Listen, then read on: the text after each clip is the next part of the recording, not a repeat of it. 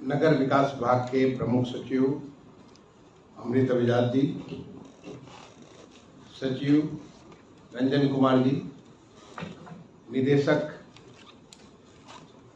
Urban local bodies Neha ji,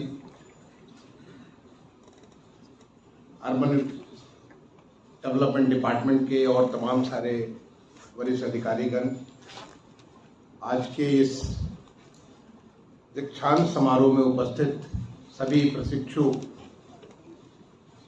नगरीय अधिकारीगण, सबसे पहले तो मैं आप सारे लोगों को इस बात के लिए बधाई दूंगा कि आप का पहले तो पब्लिक सर्विस कमीशन के द्वारा चयन हुआ, तो आप विशेष हैं। चयन के बाद आप सबको माननीय मुख्यमंत्री जी के द्वारा जो सिलेक्शन का सर्टिफिकेट था, वो सिलेक्शन का सर्टिफिकेट आपको दिया गया और उनका संबोधन भी हुआ कि आप किस प्रकार से हमारे प्रदेश के विकास में किस प्रकार की योगदान आप कर सकते हैं। और तीसरा, उसके बाद 6 सप्ताह का ये पहला प्रशिक्षण कार्यक्रम इस प्रकार का आयोजित किया गया है, वो कार्यक्रम भी आपने पूरी अच्छे से पूरा किया। आपने आपका जो पुस्तक तैयार किया है स्वच्छ सर्वेक्षण, एक मॉक ड्रिल का, तो देख करके मुझे उससे अपने आप समझ पाता कि किस क्वालिटी का वर्क आप लोगों ने किया है। इसके लिए मैं आप सारे लोगों को बहुत बहुत बधाई देता हूं। अभी मेरे पास में रंजन कुमार जी बैठे थे, सचिव नगर विकास, वो बता रहे थे कि आप में से कुछ 80% लोग ऐसे हैं जो कि अन्य परीक्षाओं की भी अभी तैयारी कर रहे हैं और वो कुछ और अच्छा करना चाहते हैं। अच्छी बात है, हर एक को अपने जीवन में आगे बढ़ने का पूरा प्रयास करना चाहिए, लेकिन आगे बढ़ने के लिए जहां पे है वहां तो अपना बेस्ट करना चाहिए, तभी जाकर के आप आगे बढ़ सकते हैं। अगर आप इस कंफ्यूजन में रहेंगे कि हम कहाँ करें क्या करें, तो निधर के न उधर के, आप जरूर आगे बढ़ने की कोशिश करिए। लेकिन जहां पे आपको कार्य दिया गया है, जो कार्य आपको मिला है, और वह बहुत लोगों को आपने एक प्रतियोगी परीक्षा में उनको पछाड़ते हुए आप आगे निकल करके आए, वहां तो आपकी प्रतिभा है। आगे हो सकता है कि और कोई प्रतियोगी परीक्षा है, उससे आप और आगे निकल जाए, लेकिन जहां पे है वहां तो आप अपने को बेस्ट करने की कोशिश करें। मैं आप सारे लोगों को इस बात के लिए बधाई दूंगा कि आपको एक बहुत अनूठा मौका मिला है लाइफ में काम करने के लिए, क्योंकि आज जिस प्रकार से हमारा देश बदल रहा है, एक बदलाव की, एक पूरा कायाकल्प की एक ऐसी लहर चल रही है पूरे देश में, और उसमें खास तौर से जो हमारा अर्बन एरिया है, जो नगरीय क्षेत्र है, उसमें और तेजी से, क्योंकि नगरीय क्षेत्र जो है, नगर बसते कैसे, नगर बसते हैं जब आपको जो तमाम सारी हमारी इकोनॉमिक एक्टिविटीज की आवश्यकता होती है, और जब सारे लोग एक साथ एकत्रित होते हैं, उनकी सारे की एनर्जी, उन सारे की योग्यताएं, उन सारे की क्षमताएं एक साथ मिल करके कुछ अच्छे कार्य करने के लिए आर्थिक गतिविधियों को, इसको कहते हैं cities are engines of economic growth. दुनिया भर में, न केवल हमारे देश में, पूरे दुनिया भर में जहां कहीं भी इकोनॉमिक ग्रोथ अगर तेज हुआ, उसके लिए जिम्मेदार शहरी क्षेत्र थे, क्योंकि वहां पे तमाम सारे लोग पहुंचे और उन सारी एक्टिविटीज को, उनकी सारी क्षमताओं का सिनर्जी होकर के वहां से फिर तेजी से विकास आगे बढ़ा। चाहे वो इंडस्ट्री के बारे में हो, औद्योगिक कार्य गतिविधियों के बारे में हो, सर्विसेज के बारे में हो, तमाम किस्म की सर्विसेज जो प्रोवाइड की जाती हैं, जिससे कि आदमी की life quality of life improve करती है, वो सारी की सारी चीजें शहरी क्षेत्र में होती है। ग्रामीण क्षेत्र में उत्पादन का काम होता है, और ग्रामीण और शहरी क्षेत्र दोनों एक दूसरे को कनेक्ट होकर के काम करते हैं, और धीरे धीरे जो देश हमारे विकसित हुए, उन देशों में ग्रामीण क्षेत्र से जो पॉपुलेशन थी, वो धीरे धीरे अर्बन पॉपुलेशन में बढ़ गई, अर्बन पॉपुलेशन बन गई। तो ग्रामीण क्षेत्रों में जो प्रेशर हुआ करता था पहले, वो कम हो गया, उत्पादन ज्यादा बढ़ गया, क्योंकि वहां पे एफिशिएंसी वहां पे ज्यादा बढ़ गई, और अर्बन इलाके में पॉपुलेशन बढ़ गया, और उनकी भी एफिशिएंसी, उनकी एनर्जी बढ़े। लेकिन जब आदमी अर्बन एरिया में आता है, उसकी बड़ी सारी एस्पिरेशन, बहुत सारी अपेक्षाएं हो जाती है। जैसे अपने बच्चों के लिए बेहतर शिक्षा चाहता है, अपने घर के लिए बेहतर स्वास्थ्य की सुविधाएं चाहता है, अपने लिए बेहतर मनोरंजन की सुविधाएं चाहता है, अपनी लाइफ ज़्यादा बेहतर, उसको जिंदगी में काम करने का बेहतर उसे माहौल चाहिए। वो तमाम सारी उसकी अपेक्षाएं, उसकी आकांक्षाएं बढ़ जाती है शहर में आने के बाद। गांव में उतनी नहीं रहती। गांव से जब शहर में आता है, आती उसकी अपेक्षाएं बढ़ जाती। लेकिन एक तरफ तो उसकी आकांक्षाएं बढ़ गई, दूसरी तरफ उसकी चुनौतियां बढ़ जाती और बहुत किस्म किस्म की चुनौतियां होती। जो सबसे बड़ी चुनौती होती है, सबसे पहला तो घर की चुनौती होती है कि घर ही नहीं मिलता, तो पता चला कि स्लम्स में रह रहा है या अनडेवलप्ड एरिया में रह रहा है। जो हाइजीन की समस्या हो जाती है, वहाँ पर गंदगी है, वहाँ पे नाले बह रहे हैं, वहाँ पे जो वेस्ट वाटर है, ये सब की समस्याएं हो जाती है। ट्रांसपोर्ट की समस्या हो जाती है। एक नगर में एक तरफ से दूसरे तरफ जाने के लिए उसको बड़ी सारी चुनौतियां, वो कहीं पे, वो चाहे वो साइकिल से आए, वो पैदल आए या किसी गाड़ी से आए, तो पता चला कि वहाँ पे जो है कंजेशन होने लगेगा, पोल्यूशन होने लगेगा। ऐसे बहुत सारी समस्याओं को जब वो आता है, जब यहाँ से अपने गांव से निकल के सोचता चलो किसी बड़े शहर में, दिल्ली जाए, बॉम्बे जाए, कलकत्ता जाए, इस प्रकार की शहरों सोचता है, या उससे अपने से एक डग ऊपर जो है हमारे नगर निकाय में जाए, उससे ऊपर जाए, हर जगह उसको चुनौतियां बढ़नी चालू हो जाती है। टाउन एरिया में भी उसको चुनौतियां बढ़ जाती है। लेकिन ये हमारे लिए बहुत अच्छी बात है कि 2014 के बाद से माननीय प्रधानमंत्री जी ने पूरे नगरीय क्षेत्र को ऐसा बनाने के लिए एक मुहिम छेड़ा, एक उद्देश्यपरक, एक बिल्कुल एक डायरेक्शन, एक दिशा दे करके उन्होंने काम करना प्रारंभ किया पूरे देश में। क्योंकि हम चाहे कुछ करें या न करें, आबादी तो बढ़ेगी बढ़ेगी, लोग आएंगे, चाहे अपने बच्चों को बेहतर शिक्षा देने के लिए आएंगे, बेहतर स्वास्थ्य देने के लिए आएंगे, बेहतर सुविधाएं देने के लिए आएंगे लोग। शहरों की आबादी बढ़ेगी। शहरों की आबादी, जब 2011 का हमारा सेंसस हुआ था, तो हमारी करीब 31% आबादी, आज करीब 35 से 36% आबादी। और 35-36% का नंबर के तौर पे देखें तो आज हिंदुस्तान की आबादी, शहर की करीब 45-46 करोड़ की आबादी। उत्तर प्रदेश की आबादी जो है 2011 में कुल 4.5 करोड़ की आबादी थी, आज लगभग 6.5 करोड़ की आबादी। न केवल नगरों की संख्या बढ़ रही है, बल्कि नगरों का साइज भी बढ़ रहा है, नगरों की आबादी भी बढ़ रही है, उसका भौगोलिक क्षेत्र भी बढ़ रहा है और वहां पे उसका जो टोटल आबादी भी बढ़ रही है।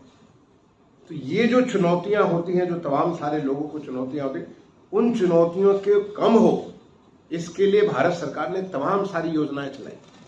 सबसे बड़ा स्वच्छ भारत मिशन चलाया, जिसे सारा हाइजीनिक, साफ सुथरा हो जाए। Atal mission for urban rejuvenation and transformation, जो पहला वर्जन आया, उसमें केवल ऐसे शहरों को लिया जिसकी आबादी 1 लाख से ऊपर की थी। लेकिन अब उसका जो मिशन का 2.0 आया, तो पूरे सारे शहरों में, चाहे छोटा शहर हो, टाउन एरिया हो या नगर पालिका, देश की कुछ 4800 से ज्यादा शहर जो है, हर एक शहर को अमृत 2.0 में ले लिया गया। अगर नेशनल अर्बन लाइवलीहुड मिशन जो है, वो कार्यक्रम में सारे शुरुआत में कुछ एक शहरों को लिया गया था, अब आज 100% हर शहर को ले लिया गया। हाउसिंग फॉर ऑल, हर आदमी के लिए बेहतर मकान हो, मकान ऐसा जिसके अंदर पीने का पानी भी हो, शौचालय भी हो, गैस भी हो, बिजली का कनेक्शन भी हो, हर एक सुविधाएं हो, जिससे वो अपनी आकांक्षाओं को, अपनी जरूरतों को, अपनी क्षमता को पूरी तरह से लाभ ले सके। उसका भी कार्यक्रम सारे शहरों के लिए 100% सारे शहरों के लिए लागू कर दिया गया।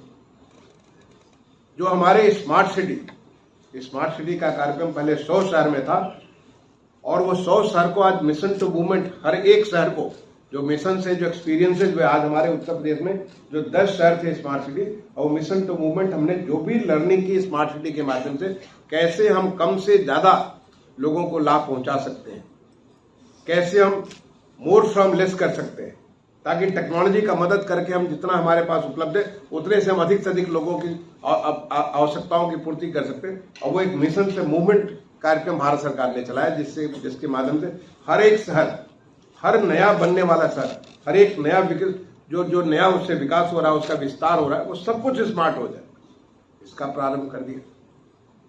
जो अर्बन ट्रांसपोर्ट के बारे में बहुत सारे, इतने सारे स्मार्ट सिटी के माध्यम से, अर्बन ट्रांसपोर्ट के माध्यम से, चाहे वो सिटी को पेडेस्ट्रियन फ्रेंडली सिटी बनाने की बात है, साइकिल फ्रेंडली सिटी बनाने की बात है, नॉन मोटराइज ट्रांसपोर्ट को बढ़ाने की बात है, पब्लिक ट्रांसपोर्ट बढ़ाने की बात, ऐसे बहुत सारे कार्यक्रम भारत सरकार ने लिए और आपको जानकारी होनी चाहिए। मुझे बताएंगे कि इन सारी चीजों के बारे में आपके 6 हफ्ते की ट्रेनिंग के दौरान जानकारी दी गई है।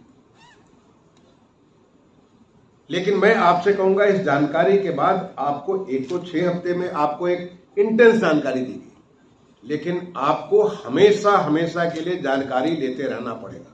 प्रशिक्षण कभी भी खत्म नहीं होता है, ट्रेनिंग कभी खत्म नहीं। आज मुख्य सचिव के रूप में भी मैं नित्य अपने आप को अपग्रेड करता रहता हूं। एक लगभग 4 दशक की 40 साल की सेवा होने के बावजूद, 40 साल की सेवा होने के बावजूद मैं अपने आप को कभी ये नहीं समझता कि मेरी पूरी सारी की सारी मुझे जानकारी मिल गई।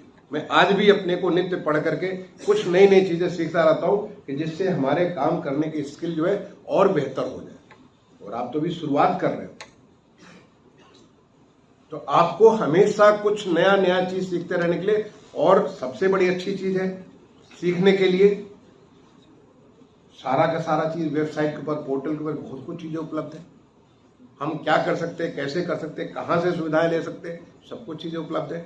और आज तो माननीय प्रधानमंत्री जी ने एक मिशन कर्मयोगी, आप नाम सुनिए, इसको जरा गूगल करके देखिए कि मिशन कर्मयोगी, और अब मैं बहुत जल्दी करने जा रहा हूं कि हमारे प्रदेश के हर एक अधिकारी को मिशन कर्मयोगी का रजिस्ट्रेशन करना कंपल्सरी करते हैं, ताकि हम अपने स्किल को मिशन कर्मयोगी के माध्यम से अपने स्किल को लगातार बढ़ाते रहे। जिस किसी क्षेत्र में हो उस क्षेत्र में बढ़ाते रहे।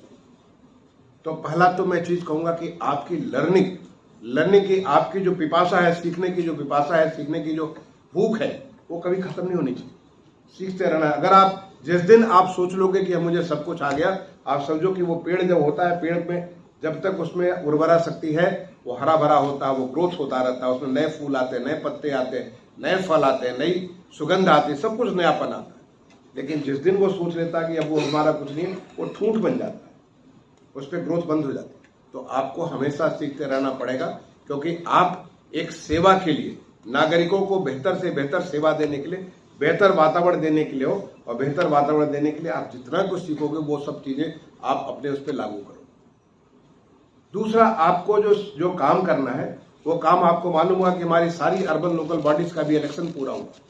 आपको जानकारी होगा भी, जब आप प्रशिक्षण कर रहे थे उसमें पूरे उत्तर प्रदेश का इलेक्शन हो रहा था।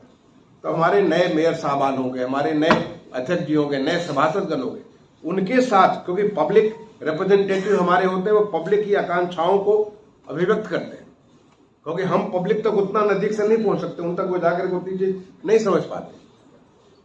तो हम जो हमारे जो नए सभासदगण आए, बहुत जल्दी उनका भी प्रशिक्षण होगा। नए सभासदगण आए, नए अध्यक्ष आए, उनके साथ मिलकर के कैसे आप अपने नगर को बेहतर सुनियोजित तरीके से विकास कर सकते हो, इसके बारे में सोचना पड़ेगा। और आप ये मान के चलो कि कभी भी फंड की तो कमी नहीं होने वाली। फंड बहुत कुछ आपको, जैसा कि भी अभी बताया हमारे नगर विकास के प्रमुख सचिव ने, अमृत व्यास साहब ने आपको बताया कि फाइनेंसिंग, और फाइनेंसिंग में मैं शब्द जोड़ता हूं इनोवेटिव फाइनेंसिंग। फाइनेंसिंग का मतलब ये नहीं है कि केवल हमको उतना ही पैसा जो हमको कई स्कीम से आ गया, उतने बहुत सारे लोग होते जो आ गया उसी को खर्च कर लो काफी है। क्या आप नया फंड जनरेट कर सकते हो? आपका हर एक नगर पालिका में इतने सारी वहां पे जमीनें पड़ी हुई है, बहुत सारी चीजें, उनका अभी में भी मास्टर रजिस्टर नहीं बना पड़ा हुआ, आपके एसेट्स की जानकारी नहीं। क्या हम उसे मोनेटाइज करने के लिए आगे हम उसको हम लिवरेज करके आगे के लिए फंडिंग कर सकते हैं? आपसे मैंने हमारे नगर विकास विभाग से कहा, मैंने एक इंटरमीडिएट फाइनेंशियल इंस्टीट्यूशन तैयार किया जाए, जो कि हम लोग पूल कर सके, तमाम सारे नगर पालिकाओं को, तमाम सारे टाउनों को पूल कर सके, और उनकी फंडिंग हम इंटरमीडिएट फाइनेंशियल जो ऑर्गेनाइजेशन उसके माध्यम से कर सके। ऐसा बहुत सारे राज्यों में किया गया, और हमारे प्रदेश में निश्चित तौर पर हम इसके बारे में आगे काम कर रहे हैं।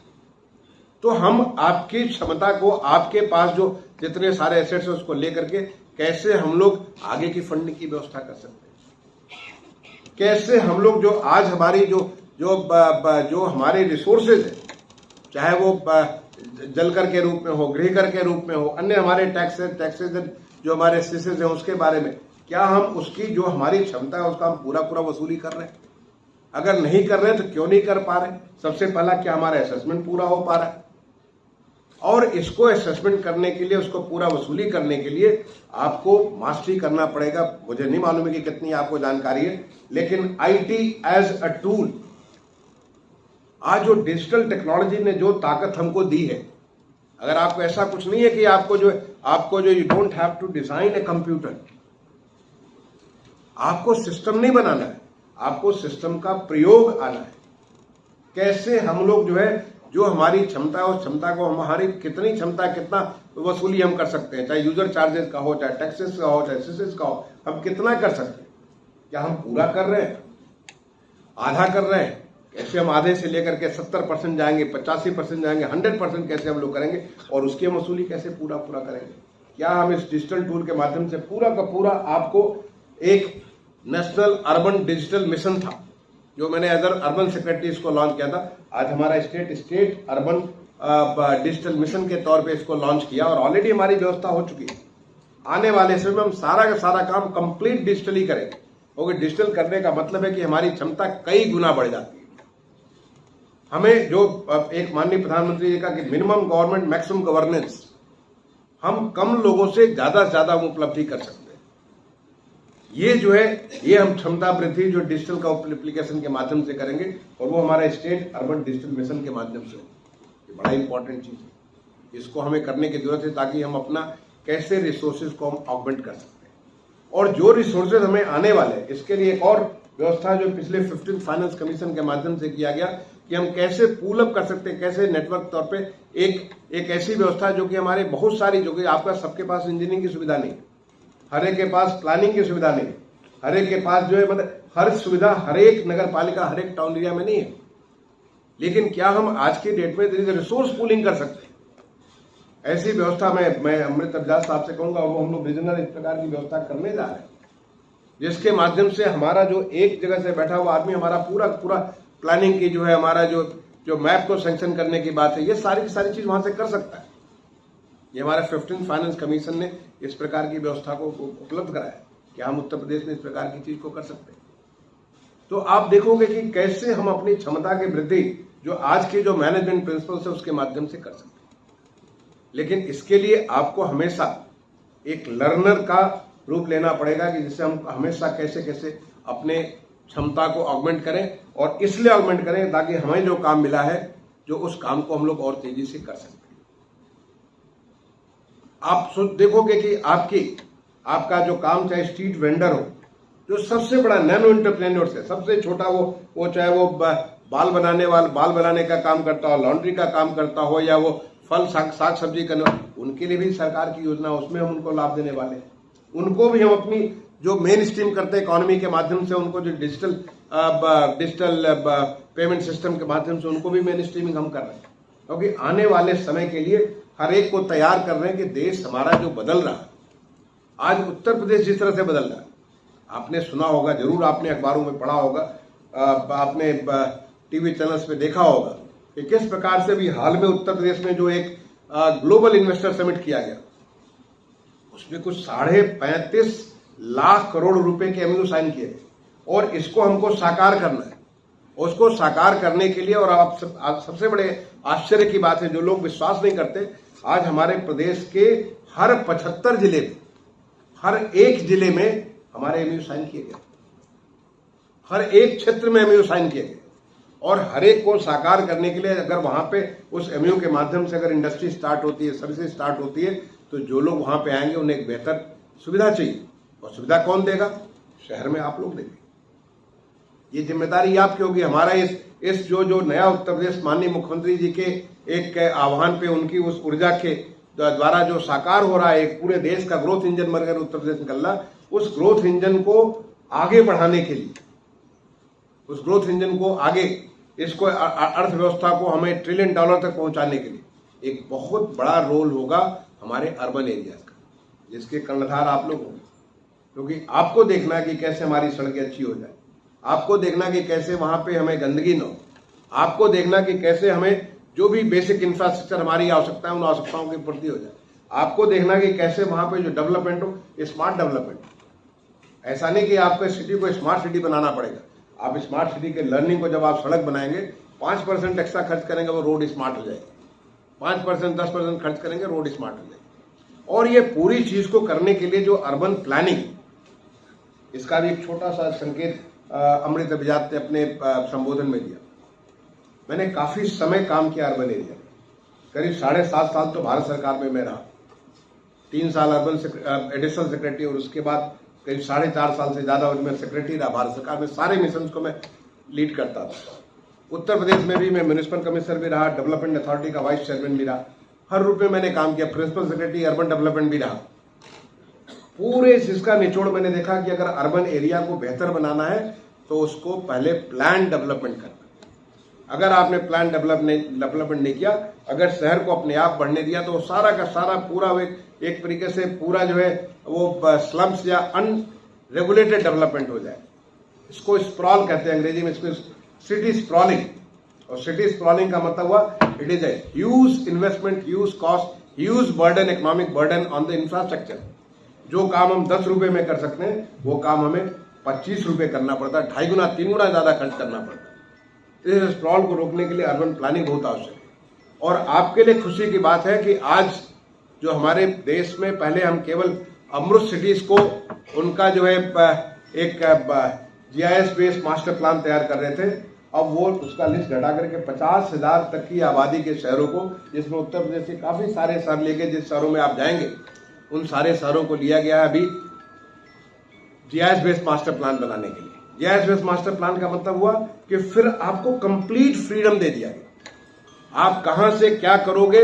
वो जो हमारे माननीय प्रधानमंत्री जी का एक PM गति शक्ति की जो बात है, इतना फ्रीडम कि जो प्लानिंग करना हो सारी की सारी प्लानिंग आपको डिजिटल माध्यम से हो सकती है। तो मैं तो कहूंगा आप में से जो लोग ऐसे शहरों में जा रहे हैं, मैं बोलूंगा नेहा से कि इसकी लिस्ट आपको दे दें।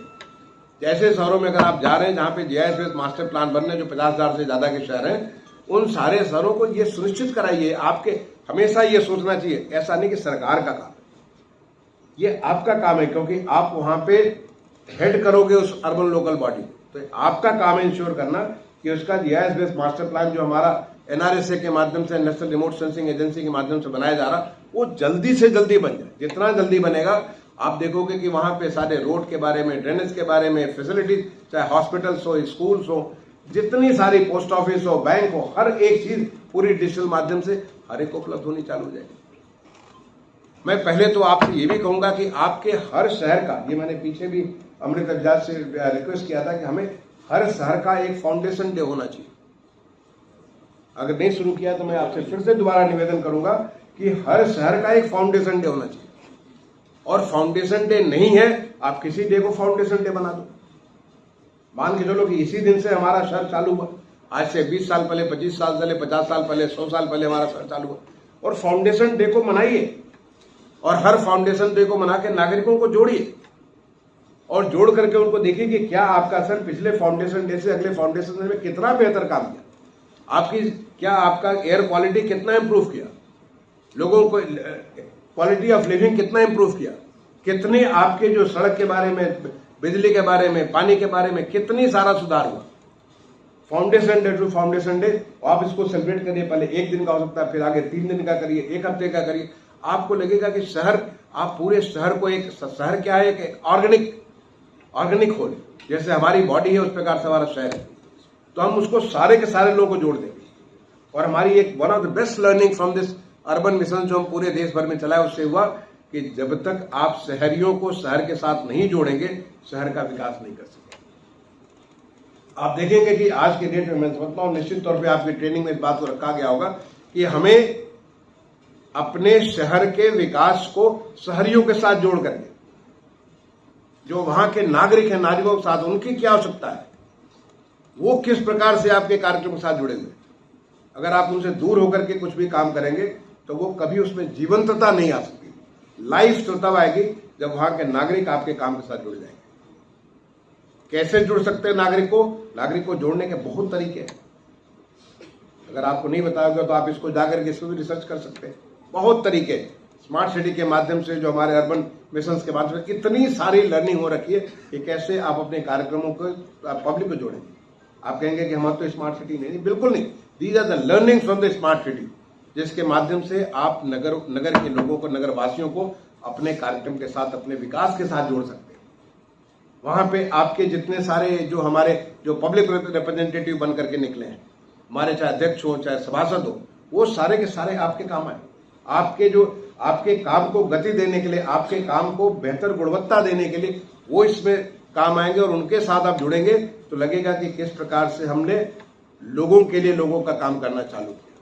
ये हमारा काम नहीं है, ये लोगों का काम है। जिस दिन वो उसका ओनरशिप ले लेंगे फिर वो काम सस्टेनेबल हो जाएगा। हमें ये सोचने की जरूरत है कि हम जो भी काम करें वो काम ऐसा नहीं करें कि आज हमने थोड़ा रंगाई पुताई कर दिया, अभी देखने में बड़ा खूबसूरत लगा और एक साल के बाद वो जहां है उसी हालत में फिर से पहुंच गया।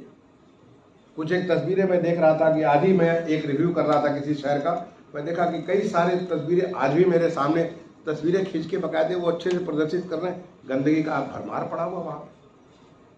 मुझे लगा कम से कम इतनी तो सेंसिटिविटी हो जानी चाहिए। आज पूरा देश साफ हो रहा है, आपको फोटो खींचते के पहले साफ कर दिए होते। ये आपको जब लोगों के साथ आप जुड़ोगे तो फिर आपको समझ में आएगा कि कैसे हमें काम को करना है। आपके लिए जो बहुत अच्छी बात नेहा ने कही कि आपका जो पहला टास्क होगा कि आने वाले समय में स्वच्छ सर्वेक्षण की टीम आने वाली है, हर शहरों में आने वाली है। आप जब जाओगे वहां पे आपकी टीम आएगी, जाने के पहले पहला काम आप करो कि आपके शहर इतना साफ हो जाए कि स्वच्छ सर्वेक्षण की टीम आई और आपका शहर नंबर 1 हो जाए।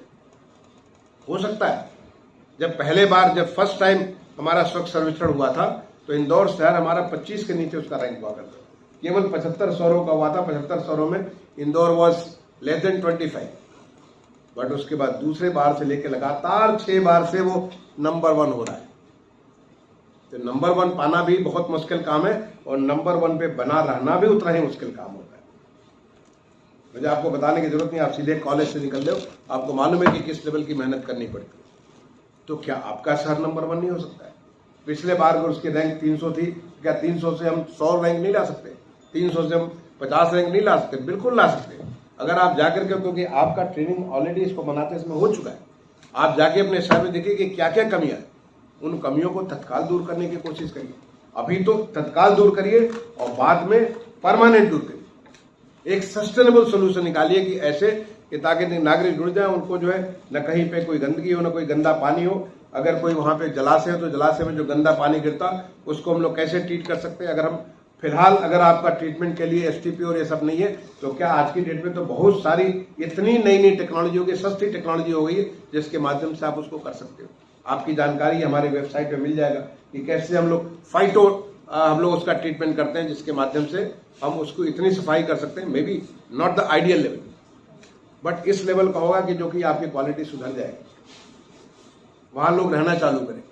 तो मुझे लगता है कि ये आपको एक बहुत बड़ा अवसर मिला है और आने वाले समय में नगरों का, जैसे कि हमने कहा कि यहाँ पे 6.5 करोड़ तो आबादी उत्तर प्रदेश में ऑलरेडी हो चुकी है। ये आबादी न केवल बढ़ेगी बल्कि आबादी और डिमांड करेगी और बेहतर लाइफ की डिमांड करेगी और वहां आपकी जिम्मेदारी बनेगी आने वाले समय में। आप उस जिम्मेदारी को अगर आप हमेशा आंख कान खोल करके चलोगे, लर्निंग की जो आप में अगर अप्रोच रहेगा और आईटी के बारे में आप थोड़ी मास्टरी करो, आपको ज्यादा कुछ नहीं, आप खुद ही इसको जो है जाकर के मिशन कर्मयोगी के माध्यम से बहुत कुछ चीजें सीख सकते हो। आज हमारे डिजिटल प्लेटफॉर्म पे इतना इंफॉर्मेशन उपलब्ध है, कोई टीचर की जरूरत नहीं, आप खुद ही बहुत कुछ चीज सीख सकते हो, कैसे कहां हम किस चीज का प्रयोग करें। और ऑलरेडी भारत सरकार प्लस राज्य सरकार जो हमारा स्टेट अर्बन डिजिटल मिशन है उसके माध्यम से बहुत नई नई चीजें शुरुआत की जाएगी। आप एक ट्रेडिशनल जो आम तौर पे हमारे पहले कर्मचारी अधिकारी होते थे कि चलो जो सरकार कुछ कर रही है उतना हम कर दें, सर्वाइव करें, ये सर्वाइवल का जमाना नहीं। आप सब एक होड़ में लगे हो, आप सब एक कंपटीशन में लगे हो। उस कंपटीशन में जो अच्छा काम करेगा वो आगे बढ़ जाएगा और जो अच्छा काम नहीं करेगा जहां है वही बस हो जाएगा। आने वाला समय जो है आप सबकी उस क्वालिटी को परखेगा, आपके काम के तरीके को परखेगा, इसलिए आपको you have to give your best shot. तो मैं आज जो आपका ये इतना बड़ा 6 हफ्ते का कार्यक्रम हुआ, मैं तो आपको यही कहूंगा कि आप ये केवल एक फाउंडेशन था आपके लिए, विशेष एक प्रकार से एक इंटेंसिव प्रोग्राम था जिसको आपको कुछ चीजें बताएगी। अब यहां से आपका प्रोसेस स्टार्ट होता है और प्रोसेस है learning while you are doing and improving all the while.